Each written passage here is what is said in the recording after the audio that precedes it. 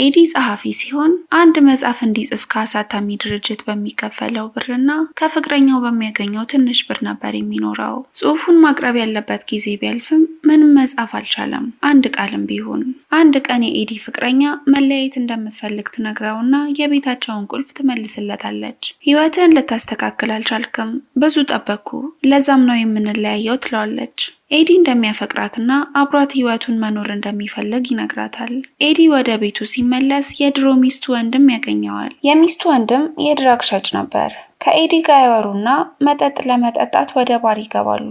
ከዛም ስለ ሕይወቱ ሲጠይቀው ኤዲ መጽሐፍ እየጻፈ እንደሆነ ግን ምንም ማተኮር እንዳልቻለ ይነግረዋል። ቬርነን አንድ ኤንዜቲ የተባለ ድራግ ያወጣና ይሰጠዋል። ኤዲ ግን ድራግ መውሰድ እንደማይፈልግ ይነግረዋል። ቬርነን ይሄ እንደ ማንኛውም ድረግ ሳይሆን 100% ጭንቅላትን እንድትጠቀም ይረዳሃል ይለዋል። ከዚያም ስልክ ይደውልለትና ለኤዲ ቢዝነስ ካርዱን ሰጥቶት ይወጣል። የመጀመሪያው ኤንዜቲ በነፃ ነው ብሎት። ከዚያም ኤዲ አሁን ካለው በላይ ህይወት አይመሰቃቀል ብሎ ኤንዜቲ ይወስዳል። ወደ ደረጃውም ሲወጣ የአከራዩን ሚስት ያገኛታል። እሷም ስታየው ኪራይ ለምንድን ነው የምታቆየው እያለች መጮህ ትጀምራለች። እየጮኸችበት ድረጉ መስራት ይጀምራል። ከዛም ለምንድን ነው ግን የተናደድሽው እንደዚህ? እኔ ብቻ ልሆን አልችልም ይላታል። የምትማሪው የህግ ትምህርት ነው ይላታል። እሷም እየተከታተልከኝ ነው እንዴ ብላ ልትቆጣ ስትል አይ የያሽው መጽሐፍ ነው ይላታል፣ ጠርዙን ብቻ አይቶት። ይህን መጽሐፍ ድሮ ኮሌጅ እያለ ለትንሽ ደቂቃ ብቻ ገልጦ አይቶት ነበር። አሁን ግን የወሰደው ድረግ ሁሉን ነገር እንዲያስታውስ አደረገው። ከዛም ኤዲ ስለ ህግ ብዙ ነገር ይነግራታል። እሷም እየተረጋጋች ትመጣለች። ከዛም ወደ ቤቷ ትጋብዘዋለች። ከዛም አብረው ይተኛሉ። ኤዲ ወደ ቤቱ ሲመለስ ቤቱ በጣም ቆሽሾ ያየዋል። ወዲያው ማጸዳዳት ይጀምራል።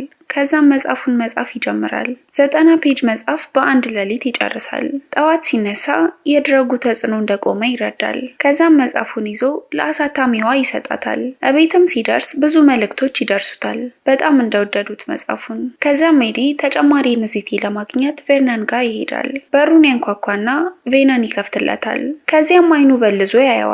ከዛም ኤዲ ተጨማሪ ኤንዜቲ ስጠኝ ሲለው አንዳንድ ስራዎች ስራልኝ ይለውና ምግቡን፣ ልብሶቹን ሄዶ እንዲያመጣለት ያዘዋል። ኤዲ እሺ ብሎ ይሄዳል። ከዚያም ይዞ ሲመለስ በሩ ክፍት ሆኖ ያገኘዋል። ቬርነን ጭንቅላቱ በሽጉጥ ተመቶ ያገኘዋል። ከዚያም ደንግጦ 911 ሊደውል ይጀምርና ተጨማሪ ኤንዜቲ ሊሞክር እንደሚችል ሲያውቅ ይዘጋዋል። ከዛም መፈለግ ይጀምራል። ከብዙ ፍለጋ በኋላም ያገኘዋል። ፖሊሶችም ወደ ቦታው ይሄዳሉ። ኤዲ በፖሊሶች ይጠየቅና ወደ ቤት ይመለሳል። ኤዲ አንድ ኤንዜቲ ሲወስድ እንደ ቀድሞ ሙሉ ጭንቅላቱ ይበራለታል። ከዚያም ቬርነን ቤት ያገኘውን ገንዘብ ይወስድና ጸጉሩን ይቆረጣል። አዲስ ልብስ ይለብሳል። መጽሐፉን በሙሉ በ4 ቀን ይጨርሰዋል። 4 ቋንቋ በሳምንት ውስጥ ይጀምራል። ከዛም ብዙ ገንዘብ ማግኘት እንዳለበት ይረዳና ከቬርነን የወሰደውን $800 ስቶክ ማርኬት ላይ ኢንቨስት አድርጎ በአንድ ቀን $2700 ያደርገዋል። በቀጣይ $5300። ግን ይሄ በጣም ቀስ ያለ ሂደት እንደሆነና ብዙ ገንዘብ ኢንቨስት ማድረግ እንዳለበት ይረዳል። ከዚያም አንድ የአራጣ አበዳሪ ጋር ሄዶ ገንዘብ ይበደራል። አበዳሪውም ብሩን በተስማማንበት ጊዜ ካልመለስክ እጎዳሃለሁ ብሎ ይሄዳል። ከዚያም ኤዲ በስራ አጋጣሚ የተዋወቀው ሰው ስራ ያስጀምረውና ኤዲ በተበደረው ገንዘብ በአንድ ቀን ብቻ 2 ሚሊዮን ብር ማትረፍ ይችላል። ይህን ሰዎች ሲያዩ በጣም ይገረማሉ። ብዙ ካምፓኒዎችም ሊቀጥሩት ይፈልጋሉ። ከዚያም ፍቅረኛው የነበረችው ከሊንዲ ጋር ይገናኛሉ። ከዚያም አስተናጋጇም በፍሬንች ቋንቋ ያወራታል። ሊንዲ ይህን ስታይ በጣም ትገረማለች። ሊንዲ ለውጡን ስታይ እድል ለመስጠት ተስማማለች። ከዛም አብረው ይተኛሉ። ከዛ ደግሞ ፍቅረኞች ይሆናሉ። አንድ ቀን ከሊንዲ ጋር ሆኖ አንድ ሰው ሲከተለው ያያል። ከዚያም እንቅልፍ መተኛት አቅቶት መስኮት ጋር ቆሞ የሚያው ሰው ካለ ቼክ እያደረገ በአንድ ጊዜ ኮሪደር ላይ ራሱን ያገኘዋል። ሊንዲ ከጀርባው ሆና ሁሉ ሰላም ነው ትለዋለች። ኤዲ ጭንቅላቱ ለብዙ ሰዓት የነበረውን ነገር ረስቷል። ኤዲ አንድ ቢሊዮነር ጋር ምሳ ለመብላት ይሄዳል። ካርል በኤዲ ጭንቅላት በጣም ይደነቃል። ከዛም በሊሞዚኑ እየሄደ አንድ ዶክመንት ይሰጠውና ምን እንደሚያስብ ይጠይቀዋል። ኤዲ ትንሽ ካየው በኋላ የካርል ካምፓኒና ሌላ አንድ ትልቅ ካምፓኒ ለመጣመር እያሰቡ እንደሆነ ይነግረዋል። ካርል በጣም ተገርሞ ይህን ሚስጥር ትንሽ ሰው ነው የሚያውቀው ብሎ ነግሮት ለሱ እንዲሰራ ይጠይቀዋል። ኤዲም ይስማማል። ኤዲ ዋክ ማድረግ ይጀምራል። ግን አሁንም እንዴት እንደሆነ በማያውቀው መንገድ ራሱን ባር ውስጥ ሲደንስ ያገኘዋል። ከዚያም ከሌላ ሴት ጋር ራሱን ያገኛል። ቅድም ሲከተለው የነበረውንም ሰው ያየዋል። ከዚያም ባቡር ጣቢያ ላይ ከዱርዬዎች ጋር ሲደባደብ ራሱን ያገኛል። ከዚያም ትልቅ ድልድይ ላይ ራሱን ያገኛል። ቲቪ ሲያይ ትናንት አብሯት የነበረው ልጅ መሞቷን ይረዳል። ገድያት ይሆን እንዴ ብሎ ደንግጦ ይወጣና ያስመልሰዋል። ከዚያም የድሮ ሚስቱ ትደውልለትና እንገናኝ ትለዋለች። ይስማማል። ከዛም ከቬናን የሰረቀው አንድ ደብተር ነበር። ከኤንዚቲ ጋር ይሸጥላቸው የነበረው ሰዎች ስም ዝርዝርና ስልክ ነበር። ሁሉም ጋር ሲደውል በብዛት ሞተዋል ወይም ሆስፒታል በከባድ ሁኔታ ላይ መሆናቸውን ይረዳል። አንድ ስልክም ሲደውል ከጀርባው ይጠራል። ዞር ብሎ ሲያይም ይከተለው የነበረው ሰው ነው። ኤዲ ተነስቶ ይሮጣል። እንደምንም ብሎ ያመልጠዋል። ከዚያም ኤዲ የድሮ ሚስቱን ለማየት ማሌዥያ ይሄዳል። እሷም ኤንዚቲ ትወስድ እንደነበር ትነግረዋለች። ግን ጭንቅላትን ያን ያህል ማሰራት ትልቅ ጉዳት እንዳለው ስረዳ አቆምኩ። 1 ዓመት ሆኖኛል ከወሰድኩ፣ ግን እስካሁን ድረስ ማተኮር አልችልም ትለዋለች። ከዚያም ኤዲ መውሰድ እንዲያቆምና በአንዴ ማቆም እንደሌለበት ቀስ እያለ መጠኑን እየቀነሰ እንዲሄድ ትነግረዋለች። በአንዴ ካቆመ እንደሚሞትም ትነግረዋለች። ከዚያም ወደ ቤት ሲመለስ ገንዘብ ያበደረው ሰው ይደበድበዋል። ከዛም ከኤዲ ኤንዚቲ ይወስድና ዝም ብሎ ድረግ መስሎት ይውጠዋል። ኤዲ ከባንክ ብር አውጥቶ ይሰጠዋል። አበዳሪው ግን ተጨማሪ ኤንዚቲ እንደሚፈልግ እምቢ ካለ እንደሚገለው ይነግረዋል። ከፍቅረኛው ጋር ሆኖ ኤዲ ይወድቃል። ከዛም ሁሉንም ነገር ለሊንዲ ይነግራታል። ኤንዚቲ ካልወሰደ እንደሚሞትም ይነግራታል።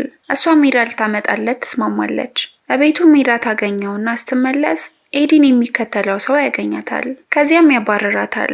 ከዚያም 2 ወንዶችን እንዲያስቆሙላት ትጠይቃቸዋለች። ሰውየው ግን ሁለቱንም ይወጋቸዋል። ከዚያም ኤዲ አንዱን ኤንዚቲ ውሰጂው ይላታል።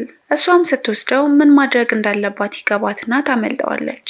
ከዚያም ሊንዲ ይህን መድኃኒት መውሰድ ካላቆምክ አብረን መሆን አንችልም ብላው ትሄዳለች። በመስኮት ሲያይ አበዳሪው ቆሞ ያየዋል። ሄዶም አንድ ኤንዚቲ ይሰጠዋል። ግን ማቆሚያ እንደማይኖረው ስለተረዳ 2 ቦዲጋርድ ይቀጥራል። ከዛም ቢሊዮነሩ ጋር ይሄድና ባለፈው አሞት እንደነበር ያስረዳውና ስራውን ድጋሚ ያገኛል። ከዚያም ኤንዚቲ ካልጠጣና በደንብ ምግብ ካልበላ ያለበትን ቦታ እንደማይረሳ ይረዳል። ሱፍ ሲያሰፋ ኤንዚቲ መደበቂያ ትንሽ ኪስ እንዲያስገቡለት ያደርጋል። ከዚያም አንድ ኬሚስት ጋር ሄዶ ይህን መድኃኒት ደግሞ መስራት እንደሚፈልግና አስፈላጊውን ወጪ እንደሚሸፍን ይነግረዋል። ከስራ ሲመለስ ኤዲ ቤቱ ተሰባብሮ ያገኘዋል። አበዳሪው ኤንዚቲ ፈልጎ እንደሆነ ይረዳል። ከዚያም ብዙ ሴኩሪቲ ያለው ቤት ይገዛል።